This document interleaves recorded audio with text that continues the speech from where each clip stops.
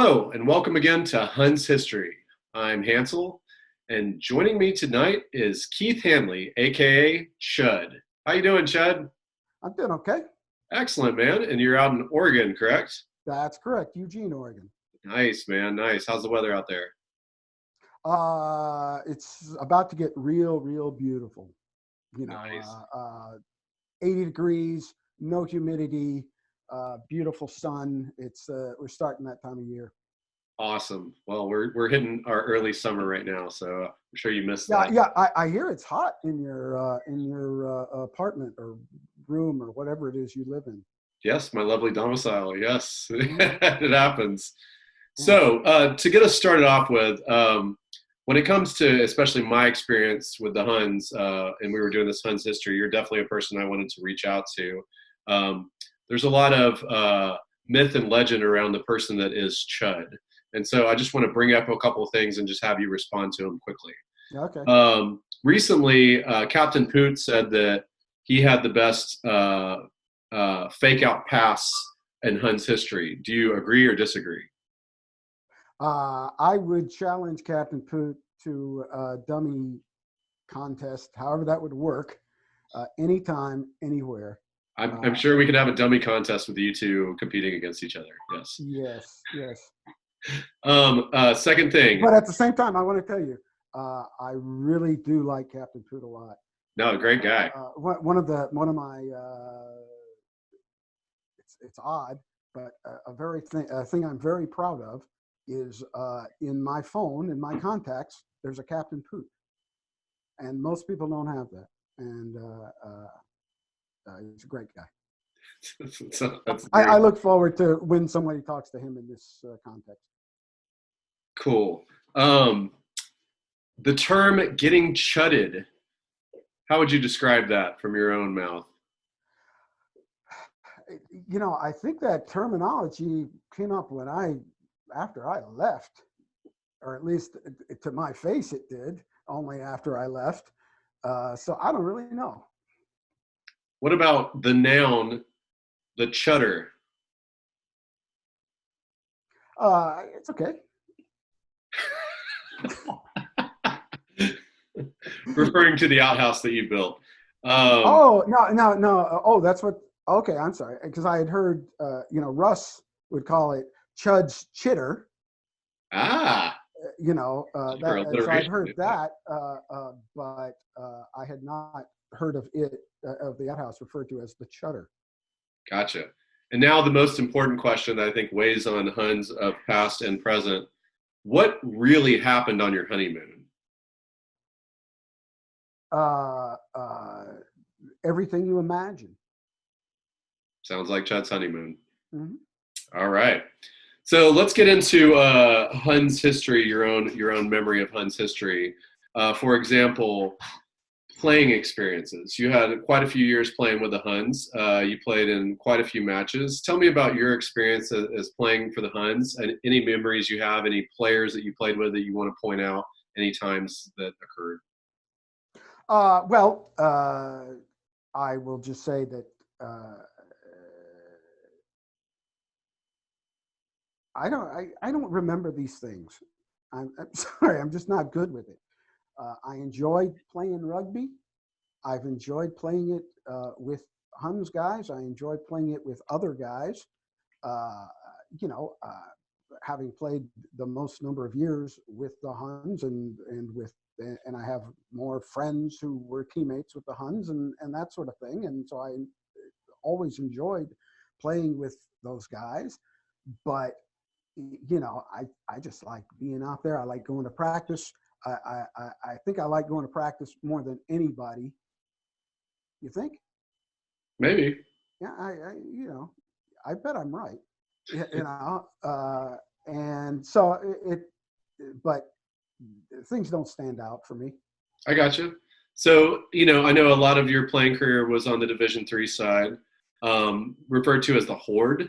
Can you talk about the concept of the Horde and which is we still call it the Horde. Can you talk a little bit about that? Do you know where it originated from or anything like that? I think Kirk made it up. Okay. I think Kirk Tate. but it allowed, once we had three sides, it sort of allowed for there to be one side where all you're thinking about, or most of what you're thinking about, is winning, and then you could also have a side where all you thought about was play these guys, give them some PT, and then a side sort of in between to deal with the guys who need to be competitive and the other guys who need playing time. And as long as guys were playing, that's what the Horde was about, and I guess it still is. Yeah, I know. Terrell was bitching how he didn't want to be called the Horde no more, but he's an idiot. You're not the first man to say that.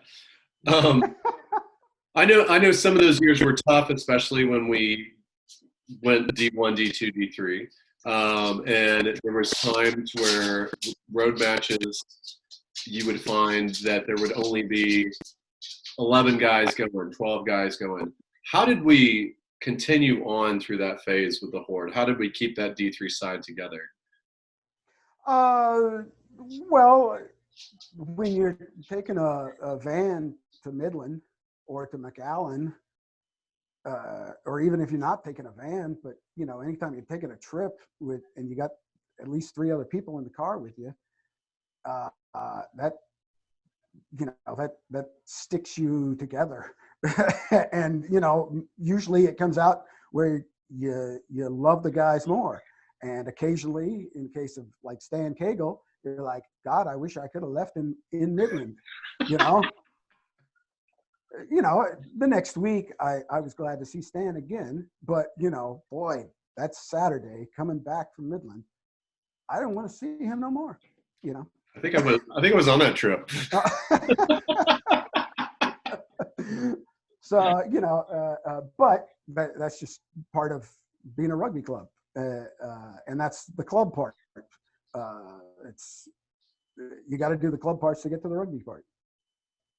I was chatting with Kirk earlier today, and really had a great conversation about the whole philosophy behind the Huns and the big tent philosophy and the all inclusion, especially compared to other clubs that we know about, not just in the area, but across the nation.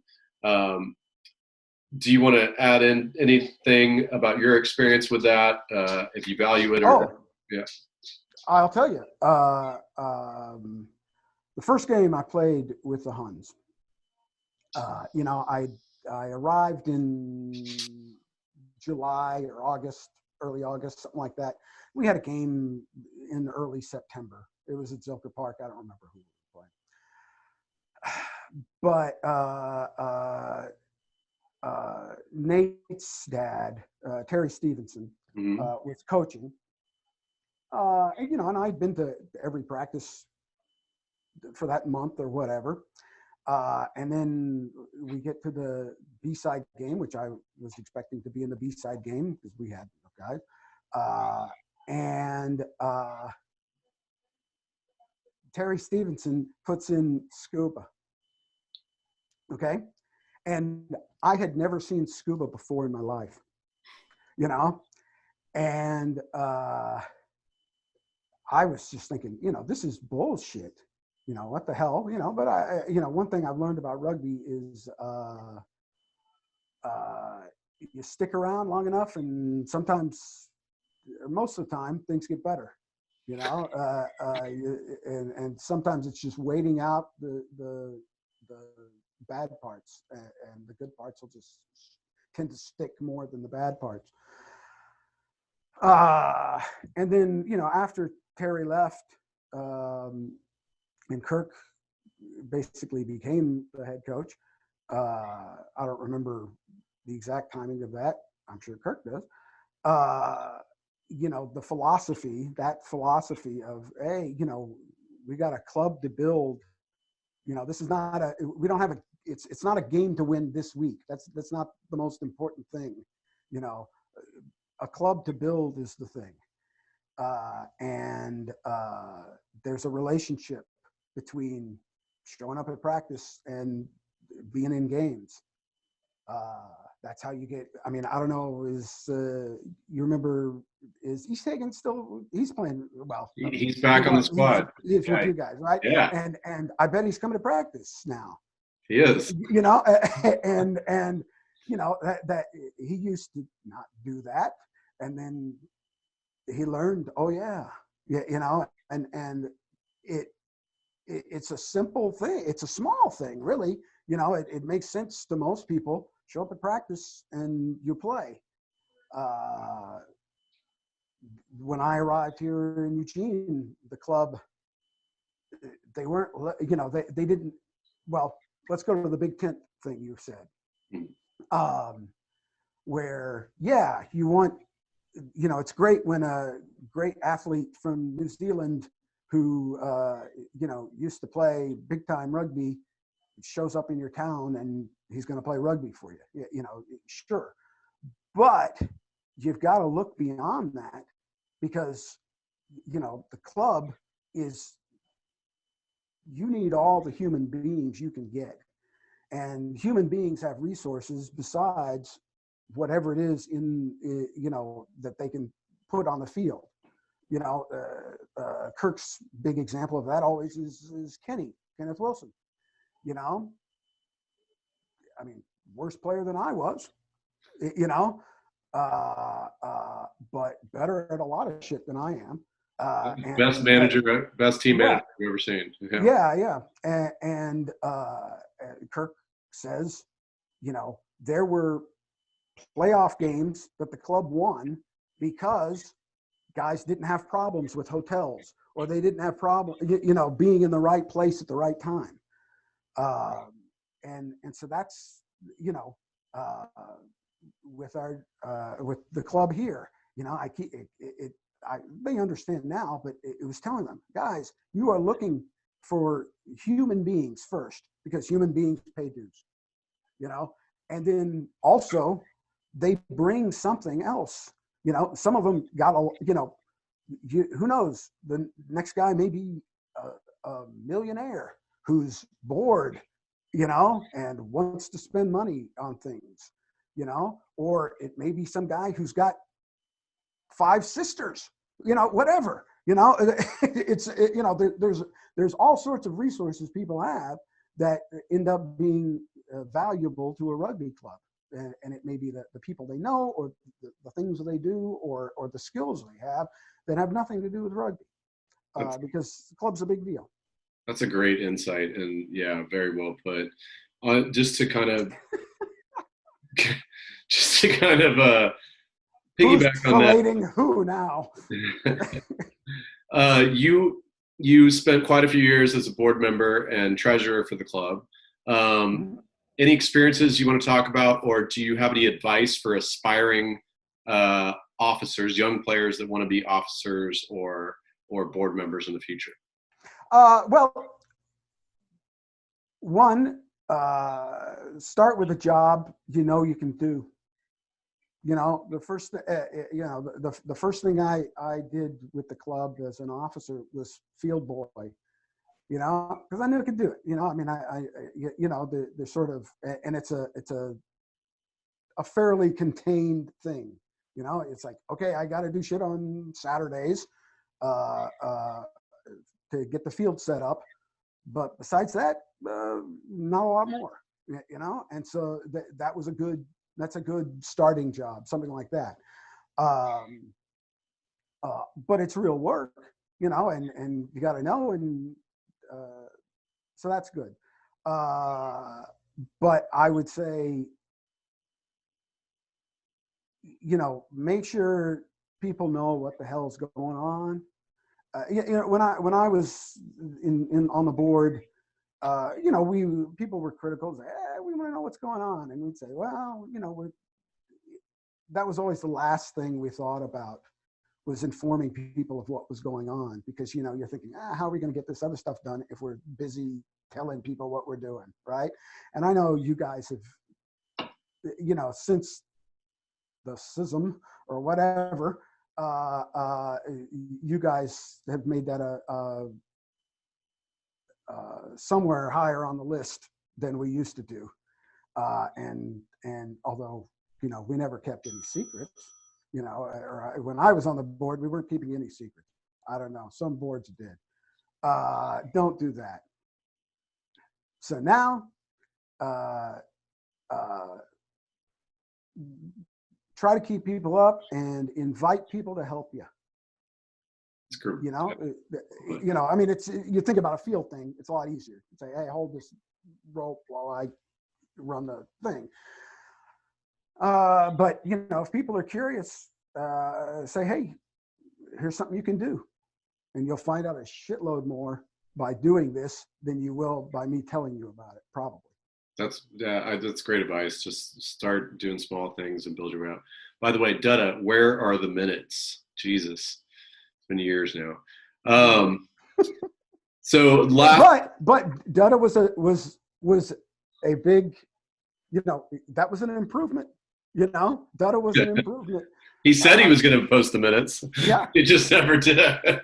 No, we got minutes out of Dutta. Some. All right, a couple of things before I'll let you go. Most memorable injury? Well, we were in San Antonio at the Alamo City place. I don't know if we were playing Alamo City or it was a tournament or something, and their field was kind of shot up. It was the same game that Mike Martin broke his leg, but that was I wasn't there for that. But Tom Molden broke his ankle. That's the non-medical term, whatever. And he was on the floor with his foot in the air. I'm trying to demonstrate this. It's not really working because my foot is so close. But he's pointing at his foot because his foot isn't pointing the way feet normally point. It's still at the end of his leg, but it's not pointing where up like it should have or wherever it was supposed to. It was pointing like 45 degrees a different direction, or 90 degrees probably. And he's sitting there and he's pointing at it. He's on the ground pointing at his ankle and going, ah, ah, ah, ah. And so that's my favorite injury. And Tom recovered quite well. And he scored a try there in Chicago at that Silverbacks. That's right. The Silver Fox still works. Again. Yeah. Cool, man. Well, Chud, thank you so much for joining me and sharing some memories. Stay safe up there in Oregon. Mm-hmm. Yeah, there wasn't much history at all, was there? No, man. It's all historical. Okay. History is in the past, right? Yeah. Uh-oh.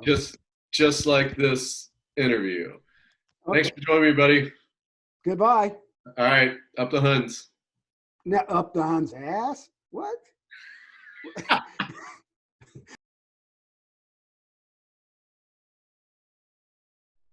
Forgot to mention my pal, Mikey Montgomery.